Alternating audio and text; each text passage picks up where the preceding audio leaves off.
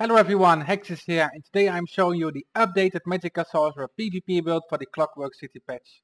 I'm still going to run 5 Shacklebreaker, 5 Wizard Riposte on the backbar and 1 Domihaus, but I'm going to change the Maelstrom weapon. There are some direct and indirect changes to the Magicka Sorcerer, which I will talk about during this video, and I will explain ways to keep it working in the next patch. Now to start off this build video, we're gonna talk about our gear. Just like last patch, we're running 5 Shacklebreaker as I said before. This is all in our body, it's a crafted set, so the pieces are really easy to obtain. And secondly, we're running Wizard Riposte. This is not nerfed, we're still going to keep this minor maim on people, which is super strong. It doesn't only make your shield stronger, but it also helps your HP to become stronger. Just nerfing their tools by 50% is still way better than any other set. Keep in mind that if you play in a small group and somebody is already running this set, I suggest you're going to run Lich instead and just go full damage everywhere. Let me quickly show you Lich. You're gonna run it in the same slots, you're gonna just get 1 armor piece, infuse stuff on the backbar, and then you're gonna get 3 jewelry. So that's another good alternative if somebody is already running Wizard Riposte. But yeah, Wizard Riposte. I changed a little bit on the glyphs. I'm running 1 stamina recovery. I felt that the 900 recovery which you get by just having 1 bonus from Shacklebreaker was not always enough. I felt that having that extra stamina recovery on my jewelry will give me way more survivability in open world. You can dodge a bit more, can block a bit more, and you can use Dark Deal a little bit more reliably without worrying too much about your stamina sustain. So that is a change we made. Now on the backbar we're still gonna run infused just to get that extra damage on that enchant. I don't think any other possible way is good. Any other trait is good on the backbar. But there we go. Master Inferno stuff. The Asylum stuff, as I'm going to show you right here. Every second cast of Force Shock will always apply Burning Concussion and Chilled. This is really nice. Yes it is. It's really good. And they are situational right now. A sorcerer now has to choose what to run. Because of another nerf, Crystal Fragments will no longer stun enemies. So what other options do we have? We can use Streak offensively, we can use Defensive Rune, or we can pick Destructive Reach. But Destructive Reach always had this thing of costing too much, not being so good damage, but right now it is good damage. I'm gonna show you right now. So as you can see, I have the Master Stuff equipped. It costs 2.1k Magicka and it deals 8.4k damage unbuffed. But yeah, 2.1k Magicka. If I put Crushing Shock on my bar right now, you see that this costs 2.3k.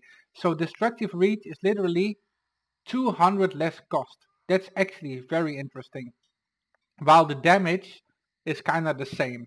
The Flame, the Shock and the Frost combined against the Destructive Reach is the same. But you just get an extra dot right here. So you have to make a sacrifice now. Are you gonna have a CC on your spammable? Or are you gonna rely on straight dead damage, not CCing your enemies and maybe not kill them? Because you need to time your CC with some good damage.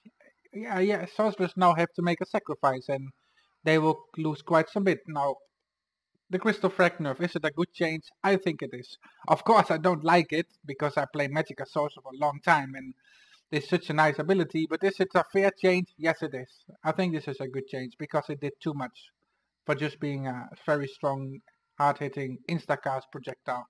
I think this change is very, very valid. So what am I gonna run? As I said, Master Stuff looks the most appealing, just to keep that CC up. But I think that somebody in the group having 1 Asylum perfected Destro stuff is gonna help as well, because they can debuff when you're targeting someone, while the others can just make the CC happen. So people will have different sorcerer roles in their group. Let me go back. But then the next question comes. The perfected Inferno stuff is from the veteran mode. There is also a normal version of this, which means every 3rd cast of Force Shock will apply the status effects. That's completely useless, man. You are not going to Crushing Shock somebody 3 times. Maybe in a 1v1 it might be okay. But when you are outnumbered in Cyrodiil, that's not gonna happen very often. So the normal version is not that good at all. Then the Master is outperforming for sure. But the perfected one, yeah, it can compete definitely with the Master stuff. But the thing is, Will we get this item? You have to do a 12-man PvE competitive trial, and a lot of people that watch this video, you're probably a PvP player and you don't have a PvE guild, you don't have a group to run with, you might not have the proper gear to do it. So are you gonna get in a 12-man group that is going to complete it? It's gonna be a big challenge. Well, it's nice, of course, that we get some challenges and then get a good reward. But yeah, it's definitely worth getting both of them because they are very situational, and sometimes if you fight scrubs, I guess if you fight scrubs, then this Inferno stuff from the Asylum might be a little bit better than Reach, you know? It's very situational. But yeah, this is the change we're gonna run in our gear, and that's how it is. So next over we're going to our extra buffs and extra stats. So for our extra buffs and stats, we have full max Magicka on our armor. You're running the spell damage enchant on the back bar, the main bar. I don't show the poison yet because there is many poisons. I'm gonna later in the video I'm gonna explain a few different poisons and why they are good. So for now we keep this open. I'm gonna talk about it later. On the jewelry we have 2 spell damage and 1 stamina recovery. I guess if you're running like a 4-man group, just get another fucking spell damage on and just go for full offensive. I think you're gonna reach 3k spell damage almost with that. Oh, let me quickly put my foot buff back on. Like, let's see. See, I'm already at 2.7. If you get another glyph, you're gonna be at almost 3k. That's actually a very nice amount of spell damage. So next off we have the Advenak. You need above 2k Magicka recovery. You just do. This is important, even with Dark Deal. If you don't want to run Dark Deal, you have to make so much of a sacrifice, your damage is not going to be that good anymore. We are a vampire. Undead passive works on shields, so when you get low health and you have 3 shields active, you become really tanky. And we run the Witch Mother Potent Brew because the awesome set of Domihaus, 1 piece giving us max stamina, Shacklebreaker max stamina, we're sitting at 14k without food buff. This is why we are running this over Ember Blossom right now. I think that were all the buffs right here. Let's go over our skills. So for the skills, as I said before, Crushing Shock, Flame Reach is going to be a personal preference. What item do you have? What do you prefer? What do you want your role to be? You have to gonna make a sacrifice right there. But I'm gonna main the master stuff because I already have it. I'm gonna retrade it to Undaunted and I'm gonna use Flame Reach. Then we have Crystal Frag. This is going to lose the CC, so now we have to time it. You probably have to curse someone, maybe shield up to get a proc, then you're gonna Flame Reach into a frag and hope you kill them with Fury, because this combo is really strong, but if people are tanky and they are blocking, it's not gonna be that good. So then Crushing Shock would have been better for constant pressure, you know. So this is gonna be... Sorcerers now have to sacrifice, but yeah, that's just how it's going to be, and this is how we need to keep it viable. There is one other way, that is the Rune Prison. This cannot be blocked or dodged anymore. But the thing is, I don't have space for this on my barman. I cannot slot it anywhere. I need every ability right here. Everything is really good to use.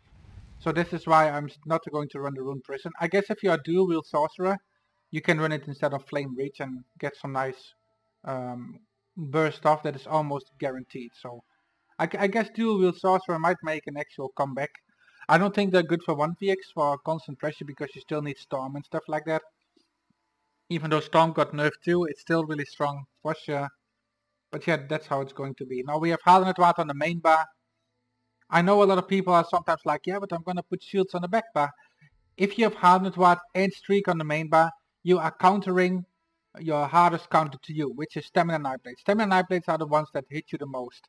If you want to kill them, you need Streak on the main bar, you fuck their cloak, you fuck the dodge roll. With Hardened Water you can keep on this bar and keep the pressure up. And then last, as I said, Streak, we have Fury to finish people off. Now Fury is also really good because this is actually super good sustain if you manage to kill people, so you get really rewarded for killing. This is why I like Endless Fury as an execute. Of course in Battlegrounds it's still really broken because it gives you almost all the kills there, and yeah, it really helps with killing blows. So more killing blows, more ultimates, sorcerers are really strong in that kind of way. So on the resto bar, nothing changed really. Healing Ward, Dark Deal for sustain, Harness Magicka for a back bar shield. We're running Haunting Curse on the back bar because it is a timed ability, our longest timed ability. So to line them up, we want to start on the back bar with a bar swap light attack. And why do we light attack? To get the enchant, the spell damage enchant. So that's why we have it on the back bar, and then we have Power Surge. Now Rest the ult. It got nerfed from 100 to 125 ultimate. Of course, sorcerers get a 15% less cost on ultimate. So for us, it went from 85 to 107 and it cost 22 more. I'm sorry to say, but I think this nerf is kind of stupid. It's almost nothing. You're still gonna get this up very easily. 107 ultimate is easily to get. So Rest the ult is still back, is still in there, and it's still gonna be OP. I hope they further nerf this because it's still strong. But yeah, it makes us able to fight outnumbered fights better, so it's also kind of nice to have. So yeah, that's what it is for the abilities. Now with these abilities together, let me quickly pop Power Surge for our buff. We are sitting at 2.7k spell damage, we have 1.2k stamina recovery, 2.2k Magicka recovery, 38k Magicka. As I said, you don't need 40k plus because Wizard Riposte strengthens your shields by nerfing that damage on you. So 38k feels totally right. You can change a build probably to get like a high max Magicka build and get tankiness that way and also some extra damage. But on a build like that, if you drop your shields, you just die because your health is not like... The Wizard Riposte helps your health as well. In Cyrodiil we're sitting at 22k, so that's really good. 14k stamina as I said before. Now the critical resistance, this is always a question, okay? This is why I didn't talk about Impen before. I know some really good swords that play with Infused Defiance and they are doing okay. I like Impen because when I have a lot of people on me, you get ink-capped by some Nightblade, it just helps out. I guess you have the freedom in trade, do what you like. I'm just gonna run Impen and well fitted because that's what I feel comfortable with over the last 2 years. That's what I've always have ran, especially after the changes that you can have every trait on every gear. Impen just seems more appealing to me. So yeah, that is it for the stats, for the gear, for the skills. Let's go over our champion points. So for the champion points, we're gonna start in the left green tree, and I have 33 points into Warlord. This is just the last points I spent in here, just to get an extra reduced cost of break free. In the middle one, we fully boost up our Arcanist to 14% with 76 points, Mooncalf 64 points. We use both pools, so they are both really important. We don't use any heavy attacks, so getting sustained there is not the way we do it. We have Dark Deal to get our resources back. And I have 57 into Tumbling because dodge rolling is really strong and you want to dodge quite a bit to avoid all these projectile damage and just to get out of some situations. And in the Apprentice, 56 into Elemental Expert just to get a 12%.